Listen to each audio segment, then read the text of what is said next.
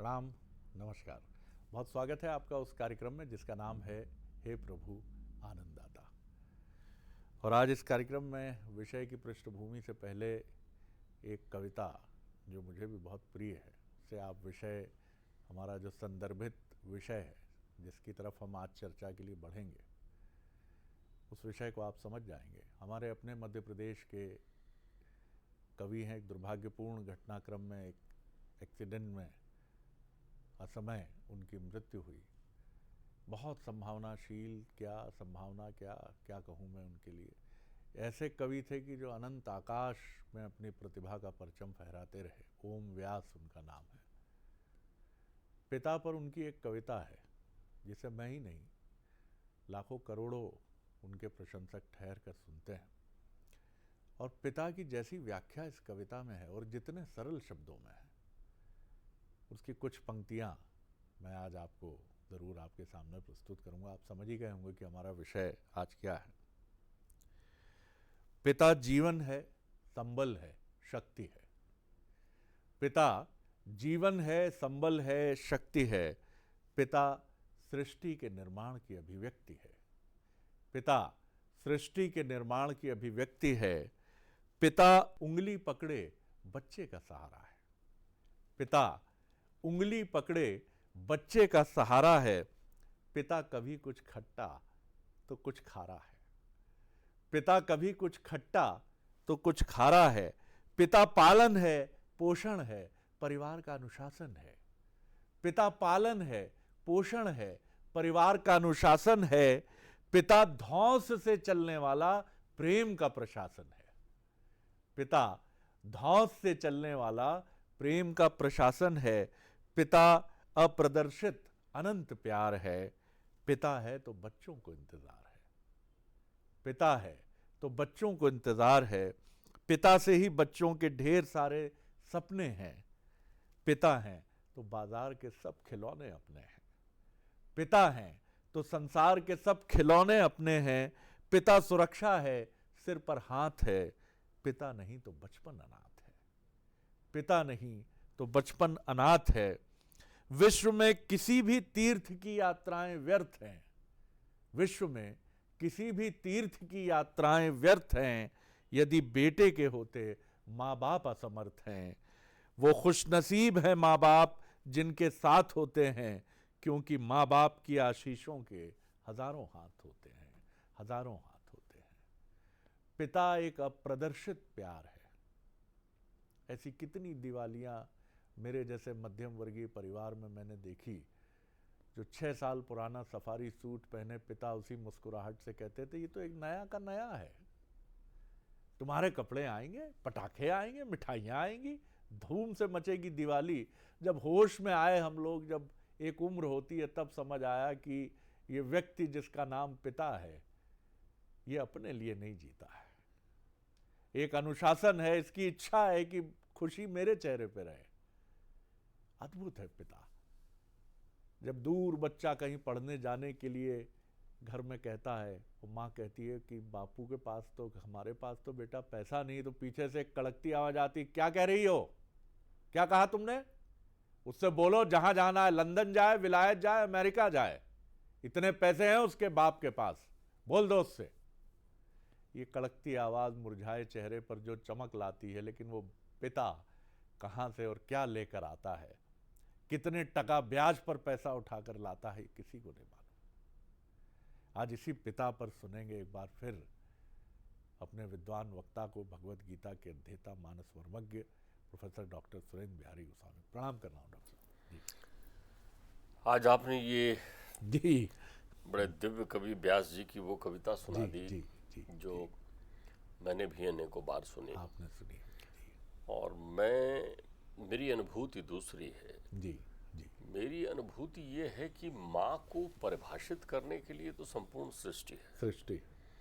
लेकिन पिता वो अपरिभाषित व्यक्तित्व है जिसके लिए सृष्टि भी मौन हो जाती है। वाह, ध्यान रखें, बिल्कुल ठीक कहा। पिता को परिभाषित करने के लिए सृष्टि मौन हो जाती है, लेकिन सृष्टि वो नृत्य करते हुए सारे आंगन दिखाती है जिस आंगन के कर्ता धर्ता और निर्माता पिता होते हैं। सृष्टि उनका बोध कराती है। उनका बोध कराती है। पिता के 3 स्वरूप हैं। आपने जो कविता की जितनी पंक्ति कही है वो उन पिताओं को समर्पित है जिनमें पितृत्व के गुण हैं, जिन्होंने पितृत्व को साधना तप से प्राप्त किया है, जो गौरवान्वित है। उनके लिए ये संयोग नहीं है पिता हो जाना, नहीं ये प्रयोग है पिता हो जाना। तो आप ये देखें कि जिनमें पितृत्व के गुण हैं उन पिता के संदर्भ में जब मैं चिंतन करता हूं तो मुझे लगता है कि पिता वो असफलता है जो अपने पुत्र को सफलता दिलाती है। ध्यान रखिएगा, बड़ी गहरी बात। पिता एक असफलता है जो किस लिए असफल होता है? पिता अपने पुत्र को सफल करने के लिए। ठीक है। जब पुत्र सफल हो जाता है तो पिता सारी असफलताओं को भूल जाता है। पिता अपना स्वाभिमान भी बेच देता है संतान रूपी अभिमान को पल्लवित पुष्पित करने के लिए। उसका स्वाभिमान भी चला जाता है। पिता खिलखिलाकर हंसता है, पिता खिलखिलाकर हंसता भी है और पिता आर्तनाद करके रोता भी है, लेकिन भीतर में, बाहर कहीं दिखाई नहीं पड़ता। पिता को केवल पिता के आंसू एक ही संतान निकाल सकती है जिसका नाम पुत्री है। ध्यान रखिएगा, पिता के आंसू देखने हों तो जिस घर में बिटिया है और वो जब विदा होती है तभी पिता के आंसू निकल कर आते हैं। विदेह भी हिल जाता है अपनी पुत्री के लिए। ध्यान रखिएगा, जिनका देह नहीं होता वो विदेह भी हिल जाता है। पिता वो नर है जो नारायण को जन्म देता है। ध्यान रखिएगा, पिता नर है लेकिन नारायण को जन्म देता है। पितृत्व की ऋण क्षमता पर बड़ी सुंदर बात कही है हमारे यहाँ वेदों ने कि आप सृष्टि में कहीं एक पल ऐसा भी आएगा कि माता का ऋण से उऋण होने का प्रयत्न भी आप करें, लेकिन पितृत्व का ऋण ऐसा है कि उससे आप कभी उऋण नहीं हो सकते। पितृत्व के ऋण से कभी उऋण नहीं हो सकते। पिता अपने सारगर्भित जीवन में, पिता के संदर्भ में एक बड़ी महत्वपूर्ण बात मेरे पिताश्री कहा करते थे। मेरे पिताश्री कहते थे कि पिता जो करे वो ना करे, पिता जो करते हैं वो कभी मत करिए, लेकिन पिता जो कहते हैं वो जरूर करिए। क्योंकि पिता करता है, अपने कहने से प्रतिकूल भी कर सकता है वो आचरण, क्योंकि अभी वो तुम्हें उस योग्य बनाना चाहता है। तो पिता के करने की नकल ना करे, पिता के कहने की नकल करे। क्या बात है। पिता जो है पूर्वग्रही भी होता है और निग्रही भी होता है। लेकिन पूर्वग्रही पिता मोह में अपने पुत्र को अस्ताचल का सूर्य दिखा देता है और निग्रही पिता अपने पुत्र को उत्थान और उदयाचल की ओर लेकर जाता है। तो पिता सदैव अंतर्चित्त से निग्रही होता है। वो चाहता है कि मेरा पुत्र जो है उस सोपान पर बढ़े, वो कहानी लिखे अपने जीवन की जो अपरिमित कहानियों में सम्मिलित होती है। पिता की एक और विशेषता, जब भी मैं इस चिंतन को करता हूं तो मुझे लगता है, मैं नारियल के पेड़ के नीचे से गुजरा तो पिताजी ने कहा, देख मेरी छवि देख वहां। मैंने कहा आपकी छवि? अरे मैं तेरा पिता हूं ना। तो बोले हाँ। बोले पिता नारियल की तरह होता है, अंदर से कोमल होता है और बाहर से सख्त दिखाई पड़ता है। ध्यान रखिएगा, पिता की डांट, पिता की मार हमारे जीवन में सीख होती है, हमारे लिए उस अपरिमित संपदा की तरह होती है जिसको हम सीख ले। पिता आपकी स्मृतियों से कभी बाहर नहीं होते। पिता माता के माथे की वो बिंदी होती है जो सौभाग्य की चमक तो देती है, लेकिन ध्यान रखिएगा एक माँ तब बहुत खुश होती है जब संतान पिता का सम्मान करता है। एक माँ को यदि समग्र प्रसन्नता देनी है तो माँ कनखियों से देख लेती है कि आप अपने पिता का सम्मान कर रहे हैं कि नहीं कर रहे हैं, और वैसे ही पिताजी कनखियों से देख लेते हैं कि आप अपनी माँ का मान सम्मान कर रहे हैं कि नहीं कर रहे हैं। पिता को प्रसन्न करने का एक सूत्र है कि मात्र भक्त पुत्र हो जाए, संतान हो जाए, पुत्री हो जाए तो पिता प्रसन्न हो जाता है। आप जीवन में समझिए, मेरे पास कभी कुछ लोग आए, उन्होंने कहा कि साहब मेरे जीवन में दुर्भाग्य चल रहा है।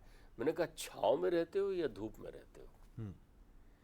पिता उस छांव की तरह है। यदि पिता आपके पास है तो नवग्रह आपको प्रणाम करके जाते हैं, 27 नक्षत्र परिक्रमा करते हैं उस पिता के लिए, क्योंकि यदि आप पिता की छांव में हो। ध्यान रखिएगा, पिताजी छांव है और अपनी छाया बनाता है। छाया जो है हमारे स्वरूप से बड़ी होती है, तो पिता उस मूल की तरह है। पिता जीवंत रहते हुए अमरता के संदेश में संतान का लालन पालन करता है।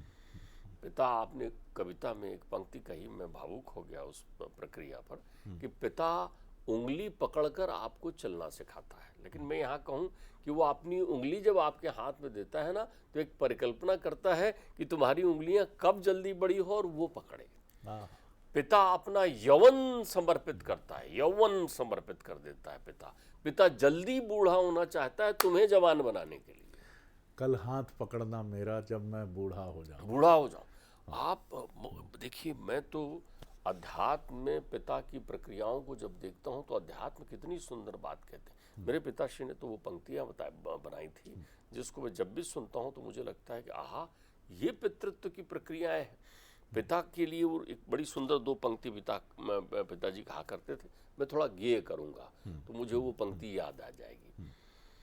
जिस बालक को ये पिता और कान्हे में बिठाए, प्रतिफल देखिए कैसा ले रहा है वो। जिस बालक को ये पिता और कान्हे में बिठाए, और वही बालक कांधा देकर और पिता का कर्ज चुकाए, और जीवन भर रक्षा करे। ऐसा खड़ा रहता है, उस पहाड़ की तरह खड़ा रहता है जो आपको गले लगाकर सीधा शिखर पर बिठाता है। उस पहाड़ की तरह है जो कांधे में बिठाता है। तो जीवन भर रक्षा करे और पुत्र को आँच ना आए, और वही बालक शमशान में और पिता को आँच दिखाए। वो प्रतिफल क्या चाह रहा है आपसे, वो बड़ा प्रसन्न होता है, वो देखते रहता है, वो कहता है हाँ मेरी संतान तैयार हो गई, मैं आराम से मर सकता हूँ, मुझे 4 कांधों की आवश्यकता नहीं रहेगी, मेरा पुत्र मेरा अंतिम संस्कार कर देगा, मेरी पुत्री मेरा अंतिम संस्कार कर देगी। पूत नामक नरक से जो उद्धार करने के लिए आता है वो पुत्र कहलाता है। पुत्र का संबोधन पूत से, पुत्र पुत्री इसीलिए आपके संसार में। और आप ध्यान रखिए, संसार में श्रेष्ठतम चिंतन आपके जीवन के संदर्भ में कोई कर सकता है वो पिता होता है। पिता से बढ़कर श्रेष्ठतम चिंतन करने वाला कोई नहीं होता। माँ ममता में हो जाती है, लेकिन पिता श्रेष्ठतम चिंतन करता है। और पिता जैसी देखता है प्राप्त 16 वर्षा पुत्र मित्रम आचरे, तो पिता का आनंद देखिए, वो कनखियों से लेता है, वो बोलता नहीं, वो मौन होता है। जब आप पिता की चप्पल पहनकर कहीं निकल जाते हैं ना, तो पिता कनखियों से देख लेता है, फिर धीरे से घर में कहता है वो मेरी चप्पल आने लगी है लाड़ो को, वो मेरी चप्पल पहन के गई है। बड़ा हर्षित होता है उस प्रक्रिया में, वो पढ़ा हो ना पढ़ा हो। दुनिया में ध्यान रखिएगा, राजकुमार और राजकुमारी बनाने की परंपरा को जो मूर्त रूप प्रदान करता है वो पिता है। वो अपने पुत्र को राजा की तरह ही लालन पालन करना चाहता है संसार में। वो देखता है लाली मेरे लाल की जित देखो तो लाल, और लाली देखकर मैं गई मैं भी हो गई लाल। वो त्याग करता है संतान के लिए। एक शराबी पिता भी होगा, ध्यान रखिएगा, आपको लगे कि आप बड़े हुए हैं या नहीं, इसको कैसे जांचें। आपके मन में आए कि मेरा बड़ा होना कितना सार्थक हुआ है कि नहीं हुआ है, तो आप देख लीजिए क्या आपके पिता आपसे डरने लगे हैं क्या। ठिठोली वाला डर, प्रेम वाला डर। जब आप अपने पिता को ये फिर आप बीड़ी पी रहे हैं पिताजी और वो चुपचाप बीड़ी अब फेंक दें, ना पीने लगे आपके सामने, अरे वो लड़का डांटता है तो समझ लीजिए उन्होंने आपके बड़प्पन को स्वीकार कर लिया है कि आप बड़े हो रहे हैं। जिस पल आप कहें पिताजी ये आप वहां गए थे ये ठीक बात नहीं है, जब आपकी वो अनुकूल और प्रतिकूलता पर टिप्पणी करने लगता है तो ऐसा सीना तान कर नृत्य करता है पिता अपने पुत्र के संबोधन को, पुत्र की प्रशंसाओं को सुन करके पिता सबसे ज्यादा प्रसन्न होता है तब जब वो पीठ पीछे तुम्हारी प्रशंसा सुनता है और वो आर्तनाद से गिर जाता है, उसकी आहत हो जाता है, उसमें आर्तता आ जाती है जब वो तुम्हारी आलोचनाएं सुनता है। आप एक बात समझ लें, आप अपना भविष्य और आप अपना भाग्य दोनों चौपट करते हैं जब आप पिता का सम्मान नहीं करते हैं। यदि आपका भविष्य, आपको देखना है कि मेरा भविष्य क्या है, तो आप देख लीजिए कि आप अपने पिता का सम्मान करते हैं। हमारे यहाँ तो शिव जी ने एक बड़ा सुंदर संबोधन दिया है। शिव जी अजन्मा है। शिव जी से कहा गया विवाह में इनके पिता कौन, बोले शिव जी। इनका गोत्र क्या, बोले शिव जी। बोले इनके संतान और कोई वो परंपराएं, वंश परंपराएं, बोले सब शिव जी, इनके कोई कुछ नहीं है, इनके ना आदि ना अंत, कुछ नहीं है। वो शिव जी को जब परमात्मा राम दर्शन देते हैं और निवेदन करते हैं कि आप विवाह कर लेना, तो वो कहते हैं, शिव जी को ऐसा कह देना कि आप विवाह कर लें, वहाँ वो कितनी सुंदर बात कहते हैं। वो कहते हैं कि ये बात ठीक नहीं है, मैंने एक बार विवाह कर लिया, देख लिया सती के साथ विवाह करके, अब पार्वती के साथ मेरा विवाह करना मुझे ठीक नहीं लगता, लेकिन मैं आपकी इस आदेश को, जो उन्होंने निवेदन किया है रामलला ने, वो कहते हैं इस आदेश का पालन क्यों करूंगा। मात पिता गुरु प्रभु की वाणी और विनय विचार करे सुजानी। क्योंकि आप मेरे पिता भी हैं, आप मेरे मित्र भी हैं, आप मेरे माता पिता की तरह आत्मीय हैं और आप प्रभु भी हैं, मेरी श्रद्धा आप में इस रूप में स्थिर है, तो आपके द्वारा कही बात मैं नहीं टाल सकता। तो आप ये समझिए, बाबा तुलसी जब इसको लिखते हैं तो कितने भाव विभोर हैं, कितने अंतर्चित्त में। क्या आप अपने माता पिता की बात पर इतनी श्रद्धा रखते हैं? आज दुनिया में पिता के इस पितृत्व गुण को कोई नहीं समझता कि एक पिता संसार में जीता किस लिए है, पुत्र के लिए, पुत्री के लिए, संतान के लिए। देखते हैं त्रिलोक के देवता आए हैं, वो कह रहे हैं विदेह अपनी पुत्री को विदा कर रहे हैं। पिता को देखिए, विदेह अपनी पुत्री को विदा कर रहे हैं।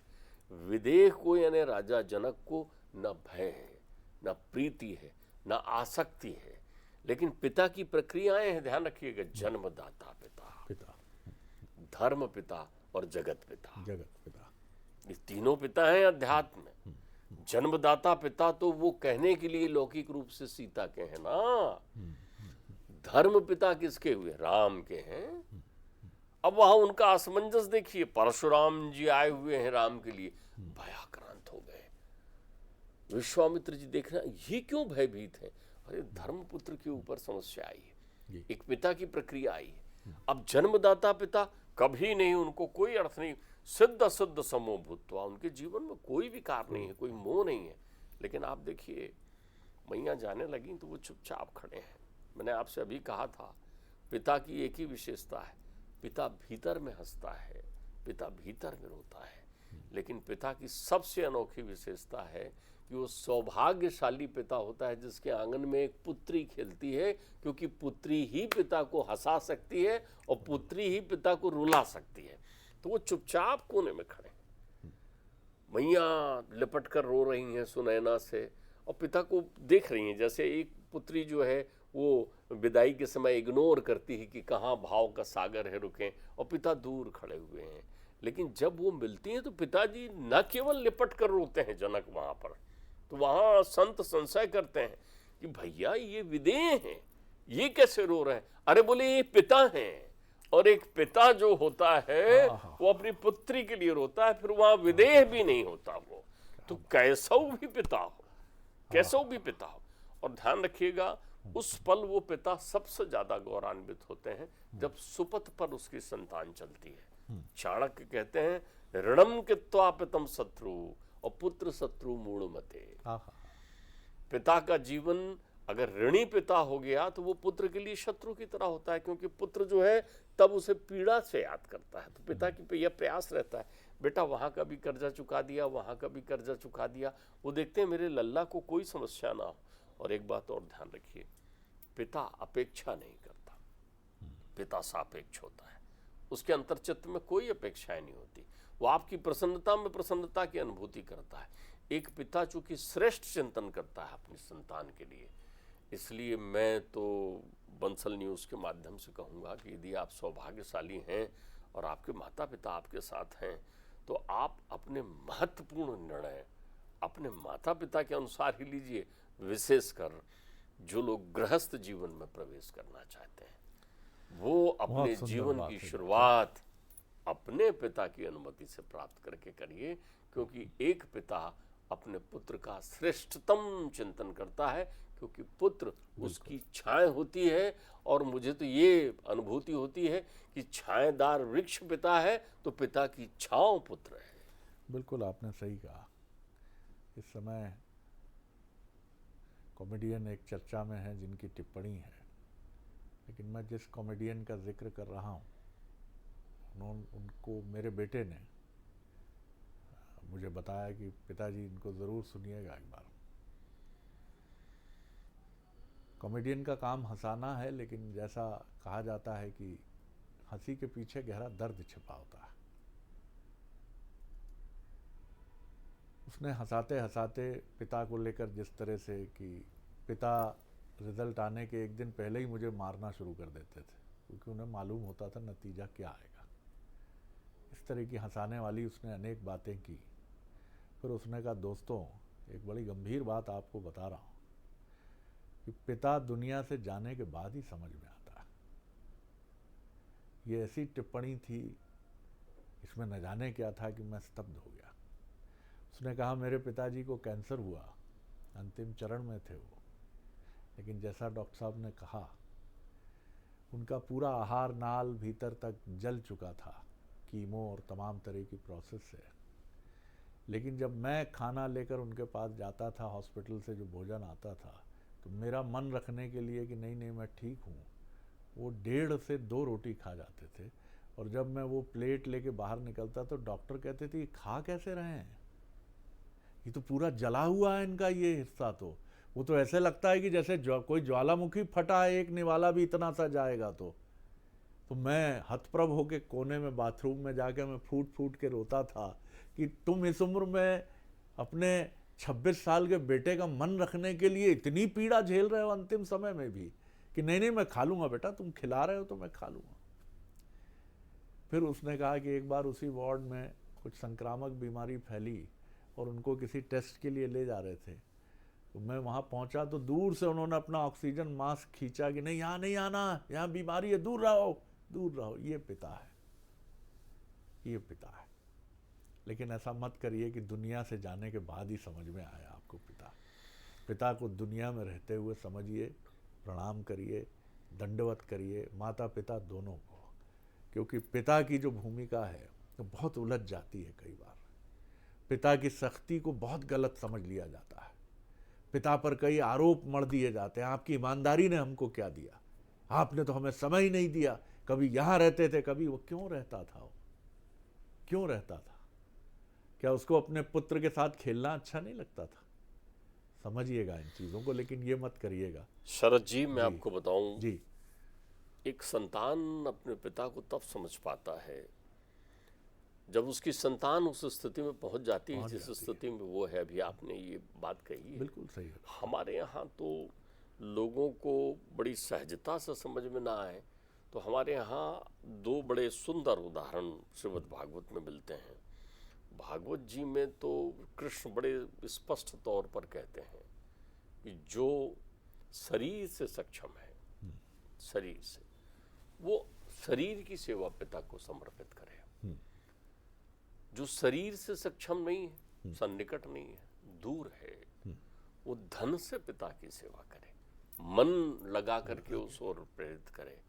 लेकिन जो तन मन धन तीनों से सक्षम होने पर भी अपने पिता की सेवा नहीं करता, तो यम के जो दूत हैं वहाँ उसे उसके स्वयं का मांस भक्षण कराते हुए कहते हैं कि अब तेरी कौन सी गति उपलब्ध की जाए।